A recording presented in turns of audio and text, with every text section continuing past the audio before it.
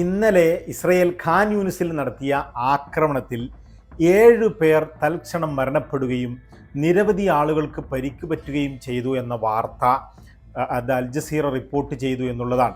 കഴിഞ്ഞ ദിവസം നമ്മുടെ വീഡിയോയിൽ നാം പറഞ്ഞിരുന്നു, റഫയിൽ ഇസ്രയേൽ സേനകൾക്കു നേരെ, അതായത് റഫയിൽ ഹമാസ് പോരാളികളോ അല്ല മറ്റു ഏതെങ്കിലും പോരാളികളോ തുരങ്കത്തിൽ നിന്ന് പുറത്തു വരുന്നത് കണ്ട ഇസ്രയേൽ സേന അവർക്കെതിരെ വെടിയുതിർക്കുകയും അങ്ങനെ ഈ പ്രവർത്തകർ ഇസ്രയേലിലെ IDF സേനക്ക് നേരെ വെടിയുതിർത്തപ്പോൾ 5 പേർക്ക് പരിക്ക് പറ്റുകയും അതിൽ ഒരു IDF സേനക്ക് വളരെ ഗുരുതരമായ പരിക്ക് പറ്റുകയും ചെയ്തതിനെ അടിസ്ഥാനമാക്കി ബെഞ്ചമിൻ നെതന്യാഹു തിരിച്ചടിക്കുമെന്ന് പ്രതിജ്ഞ ചെയ്തു എന്നൊക്കെയുള്ള വാർത്ത കഴിഞ്ഞ ദിവസം നമ്മൾ സംസാരിച്ച വിഷയമാണ്. ആ ഒരു സംഭവത്തിന് ശേഷം ഇന്നലെ ഇസ്രയേൽ ഖാൻ യൂനിസിൽ അതിശക്തമായ ആക്രമണം നടത്തുകയും നിരവധി ആളുകളെ കൊന്നുകളയുകയും ചെയ്തു എന്നുള്ളതാണ്. ഇവിടെയുള്ള വിരോധാഭാസം നമ്മൾ പറഞ്ഞതാണ്.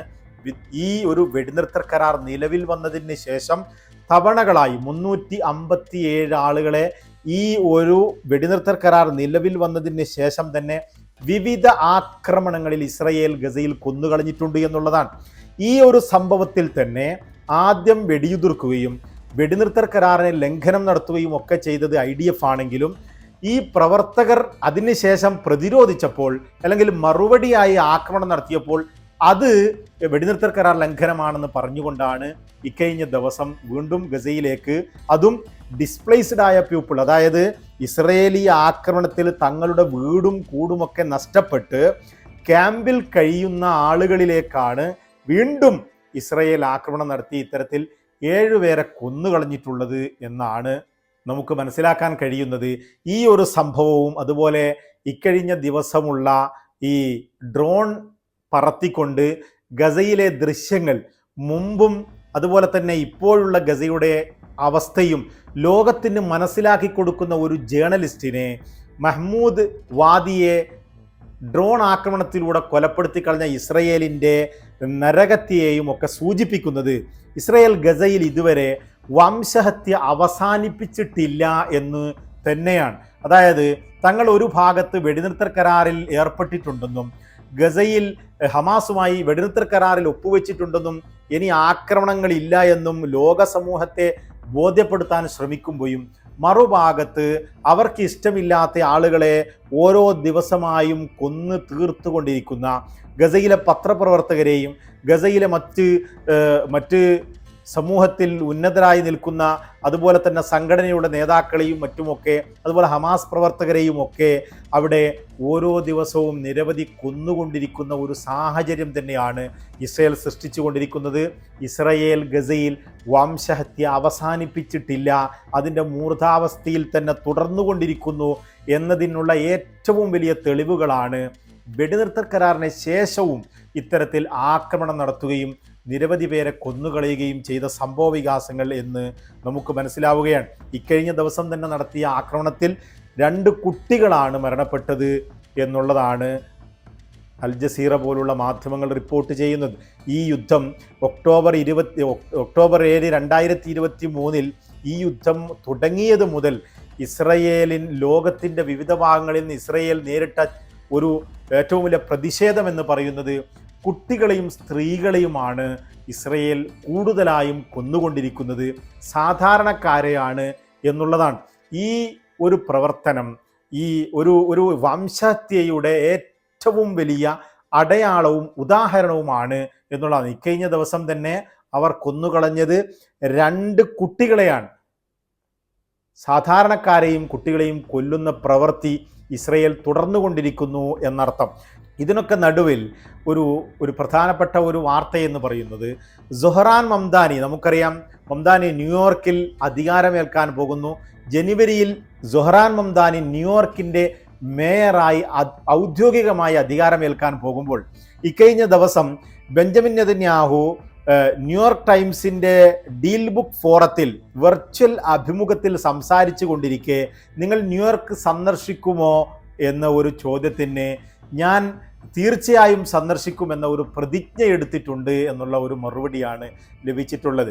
നമുക്കറിയാം സൊഹ്റാൻ മംദാനി അദ്ദേഹത്തിൻ്റെ ഇലക്ഷൻ ക്യാമ്പയിൻ വേളകളിൽ ഇത്തരത്തിൽ ബെഞ്ചമിൻ നെതന്യാഹുവിനെതിരെയും ഇസ്രയേലിനെതിരെയും വളരെ ശക്തമായി നിലപാടെടുക്കുകയും ബെഞ്ചമിൻ നെതന്യാഹു ന്യൂയോർക്ക് സന്ദർശിക്കുകയാണെങ്കിൽ, അതായത് ICCയുടെ ഇൻ്റർനാഷണൽ ക്രിമിനൽ കോർട്ടിൻ്റെ അറസ്റ്റ് വാറണ്ടുള്ള വംശഹത്യാ കുറ്റത്തിന് അറസ്റ്റ് വാറണ്ടുള്ള ബെഞ്ചമിൻ നെതന്യാഹു ന്യൂയോർക്ക് സന്ദർശിക്കുകയാണെങ്കിൽ തീർച്ചയായും നെതന്യാഹുവിനെ അറസ്റ്റ് ചെയ്യുമെന്ന് പ്രഖ്യാപിച്ച ഒരു നേതാവായിരുന്നു സുഹറാൻ മംദാനി എന്ന് പറയുന്നത്. ഇക്കഴിഞ്ഞ ജൂലൈയിൽ ഇരു പേരും, അതായത് സുഹറാൻ മംദാനി ഇത് പറഞ്ഞതിന് ഞാൻ എന്തായാലും ട്രംപിനോടൊത്ത് ന്യൂയോർക്കിൽ വരുമെന്ന് പ്രതിജ്ഞയെടുക്കുകയും അതിന് മറുപടി നൽകുകയും ചെയ്തിരുന്നു ഈ ബെഞ്ചമിൻ നെതന്യാഹു എന്ന് പറയുന്നത്. എന്നാൽ ഇക്കഴിഞ്ഞ ദിവസം ഒരു അഭിമുഖത്തിൽ താനത് തീർച്ചയായും ന്യൂയോർക്ക് സന്ദർശിക്കുമെന്ന് വളരെ ശക്തമായി നെതന്യാഹു വീണ്ടും പ്രഖ്യാപിക്കുകയാണ്. അതായത് ബെഞ്ചമിൻ നെതന്യാഹു ന്യൂയോർക്ക് സന്ദർശിച്ച് കഴിഞ്ഞാൽ നെതന്യാഹുവിനെ അറസ്റ്റ് ചെയ്യുമോ എന്ന ഒരു ചോദ്യമാണ്, എന്ന ചർച്ചയാണ് ഇസ്രയേലി മാധ്യമങ്ങൾ ഇക്കഴിഞ്ഞ ദിവസം ചർച്ച ചെയ്തിട്ടുള്ളത് എന്നുള്ളതാണ്. ഇസ്രയേലിന് നിലനിൽക്കുവാൻ അവകാശമുണ്ടെങ്കിലും ഇസ്രയേൽ ഒരു മതത്തിൻ്റെ പേരിൽ മാത്രം പൗരത്വം നൽകുന്ന ഒരു രാജ്യമെന്ന നിലക്ക് ഒരിക്കലും അംഗീകരിക്കാൻ പറ്റാത്ത ഒരു രാഷ്ട്രമാണ് ഇസ്രയേലെന്നും ഇത്തരത്തിൽ ഈ ഗസയിലെ സാധാരണക്കാരെ കൊന്നുകളയുന്ന പ്രവണത ഒരു ഭീകരവാദ പ്രവർത്തനമാണെന്നും ഇസ്രയേൽ ഒരു വംശഹത്യക്ക് ഉത്തരവാദിയാണെന്നും വളരെ ശക്തമായി തുറന്നു പറഞ്ഞുകൊണ്ട് ഇസ്രയേൽ കഴിഞ്ഞാൽ ലോകത്ത് തന്നെ ഏറ്റവും കൂടുതൽ ജൂതന്മാർ ജീവിക്കുന്ന ന്യൂയോർക്കിൽ ഭൂരിപക്ഷത്തോടു കൂടി വിജയിച്ചു വരികയും ചെയ്ത ഒരു നേതാവാണ് സുഹറാൻ മംദാനി എന്ന് പറയുന്നത്. ഇസ്രയേലിനെതിരെ കടുത്ത നിലപാട് സ്വീകരിച്ചിട്ടും ജൂതന്മാരിൽ, സാധാരണക്കാരായ ജൂതന്മാരിൽ പലരും ഈ സുഹറാൻ മംദാനിക്ക് വോട്ട് ചെയ്യുകയും അതുപോലെ തന്നെ മംദാനി വളരെ നല്ല ഭൂരിപക്ഷത്തോടു കൂടി വിജയിച്ച് വരികയും ചെയ്തു എന്നുള്ളത് ഈ ഇസ്രയേലിനും അതുപോലെ തന്നെ ജൂത ലോബിക്കും അമേരിക്കയിൽ പ്രവർത്തിക്കുന്ന ഈ സുഹറാൻ മംദാനിയെ എത്തരത്തിലെങ്കിലും പരാജയപ്പെടുത്തണമെന്ന് ആഗ്രഹിച്ചുകൊണ്ട് പ്രവർത്തിച്ച ജൂത ലോബിക്കും ഏറ്റവും വലിയ പരാജയമാണ് ഈ മംദാനിയുടെ വിജയം എന്ന് പറയാതെ വയ്യ. ബെഞ്ചമിൻ നെതന്യാഹു ഇത്തരത്തിൽ പ്രധാനമന്ത്രിയായി തന്നെ തുടരുന്നുകൊണ്ടിരിക്കെ നെതന്യാഹുവിന് നമുക്കറിയാം ന്യൂയോർക്കിൽ പോകാതിരിക്കാൻ പറ്റുകയില്ല. എല്ലാ വർഷവും UN ജനറൽ അസംബ്ലിക്ക് വേണ്ടി പങ്കെടുക്കുന്നതിന് വേണ്ടി പോകുന്ന ഒരു നേതാവാണ് ഈ ബെഞ്ചമിൻ നെതന്യാഹു എന്ന ഭീകരവാദി.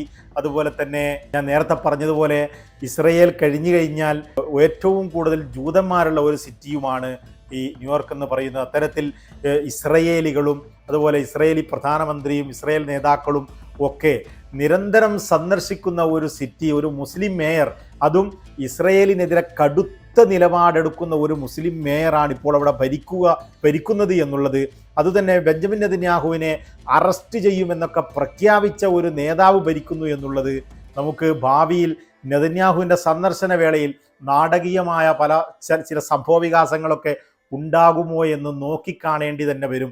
ഇതിനെ അപഗ്രഥിക്കുന്ന സമയത്ത്, ഇത് ചർച്ച ചെയ്യുന്ന സമയത്ത് ഒരു അന്തർദേശീയ മറ്റൊരു രാജ്യത്തിൻ്റെ നേതാവിനെ ഒരു മേയർക്ക് അറസ്റ്റ് ചെയ്യാൻ കഴിയുമോ ഇല്ലയോ എന്നൊക്കെയുള്ള ഒരു സാധ്യതകളെക്കുറിച്ച് ചിലർ സംശയം പ്രകടിപ്പിക്കുന്നുണ്ടെങ്കിലും ഇത്തരത്തിൽ ട്രംപിൻ്റെയൊക്കെ ഒരു കൃത്യമായ വലയം നെതന്യാഹുവിനും ഇസ്രയേലിനും ഉള്ളതുകൊണ്ട് തന്നെ അത് എത്രത്തോളം പ്രാവർത്തികമാണ് എന്നുള്ളത് ഒരു ചോദ്യമാണെങ്കിൽ കൂടി ഇസ്രയേലിനെതിരെയും ബെന്യാമിൻ നെതന്യാഹുവിനെതിരെയും കടുത്ത നിലപാട് സ്വീകരിക്കുന്ന സുഹറാൻ മംദാനിയാണ് ന്യൂയോർക്ക് ഭരിക്കുന്നത് എന്നുള്ളത് കൊണ്ട് തന്നെ എന്തെങ്കിലും നാടകീയ സംഭവങ്ങൾ അരങ്ങേറുമോ എന്നുള്ളത് നമുക്ക് നോക്കിക്കാണേണ്ടി തന്നെ വരും.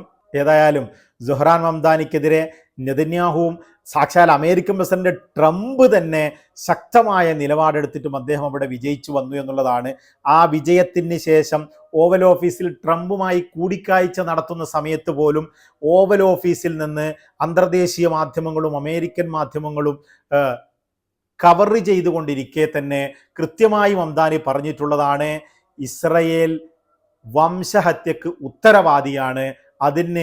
ആ വംശഹത്യ ചെയ്യുന്നതിന് വേണ്ടി അമേരിക്കക്കാരായ നമ്മുടെ ടാക്സ് ഫണ്ട് ഉപയോഗിച്ച് ടാക്സ് ഫണ്ട് ഇസ്രയേലിന് ഫണ്ട് ചെയ്യുന്നു, ആ വംശഹത്യക്ക് ഫണ്ട് ചെയ്യുന്നു എന്ന് ഓവൽ ഓഫീസിൽ നിന്ന് പോലും പ്രഖ്യാപനം നടത്തിയ ഒരു നേതാവാണ് സുഹറാൻ മംദാനി എന്ന് പറയുന്നത്. അദ്ദേഹത്തിൻ്റെ നയം വളരെ വ്യക്തമാണ്. ഇസ്രയേലികൾക്ക് ജീവിക്കാൻ അവകാശമുണ്ട്, പക്ഷെ ഒരു മതത്തിൻ്റെ പേരിൽ മാത്രം പൗരത്വം നൽകുന്ന, മറ്റ് ആരെയും അംഗീകരിക്കാത്ത, ഗസയിലെ സാധാരണക്കാരെ കൊന്നുകൊണ്ടിരിക്കുന്ന ഈ വംശഹത്യക്കാരെ അംഗീകരിക്കില്ല എന്ന നിലപാട് തന്നെയാണ് അദ്ദേഹത്തിനുള്ളത് എന്നുള്ളതാണ്. ജനുവരിയിൽ അദ്ദേഹം ഔദ്യോഗികമായി ന്യൂയോർക്ക് പദവിയിലേക്ക്, മേയർ പദവിയിലേക്ക് എത്തിക്കഴിഞ്ഞാലുള്ള അതിനുശേഷമുള്ള ബെന്യാമിൻ നെതന്യാഹുവിൻ്റെ സന്ദർശനം നോക്കിക്കാണേണ്ടിയിരിക്കുന്നു. തൽക്കാലം വിട, നമുക്ക് വീണ്ടും കാണാം.